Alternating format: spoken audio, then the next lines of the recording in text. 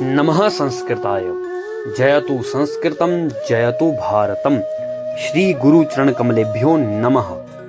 आज हम श्रीमद् भगवत गीता के दूसरे अध्याय के 16वें श्लोक की चर्चा करेंगे, जो इस प्रकार है। नासतो विद्यते भावो ना भावो विद्यते सतः उभयोरपि दृष्टोऽन्तः अनयोस्तत्त्वदर्शिभिः।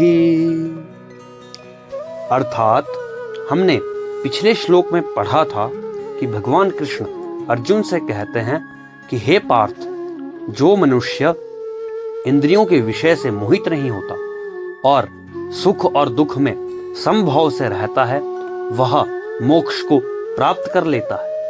तो आज के श्लोक में भगवान कहते हैं कि हे अर्जुन, तत्वदर्शियों ने अर्थात तत्वज्ञानियों ने यह निष्कर्ष निकाला है कि असत अर्थात यह भौतिक शरीर का कोई चिरस्थायित्व नहीं है, अर्थात यह हमेशा नहीं रहता, परंतु सत्य अर्थात आत्मा हमेशा रहता है। तत्वज्ञानियों ने शरीर और आत्मा के अध्ययन द्वारा यह निष्कर्ष निकाला है। भगवान अर्जुन से कहते हैं कि परिवर्तनशील शरीर का कोई स्थायित्व नहीं है, अर्थात यह स्थायी नहीं है, क्योंकि प्रतिक्षण शरीर बदलता रहता है। आधुनिक चिकित्सा विज्ञान ने भी यह स्वीकार किया है कि विभिन्न कोशिकाओं की क्रिया प्रतिक्रिया द्वारा शरीर प्रतिक्षण बदलता रहता है। इस तरह शरीर में वृद्धि तथा वृद्धावस्था आती रहती है, किंतु शरीर तथा मन में निरंतर परिवर्तन होने पर भी आत्मा स्थायी रहता है। यही पदार्थ तथा आत्मा का अंतर है। स्वभावतः शरीर नित्य परिवर्तनशील है और आत्मा शाश्वत है।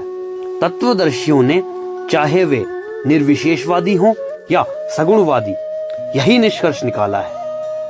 मांडूक्योपनिषद के दूसरे मंत्र में कहा गया है आत्मा के बारे में कि अयम आत्मा ब्रह्म, अर्थात यह आत्मा ही ब्रह्म है। ब्रह्म रूप होने के कारण या ब्रह्म का अंश होने के कारण यह आत्मा हमेशा रहता है। तत्वदर्शियों ने यही निष्कर्ष निकाला है। तो आशा करता हूँ आपने आज के इस श्लोक के माध्यम से बहुत कुछ जाना होगा। धन्यवाद।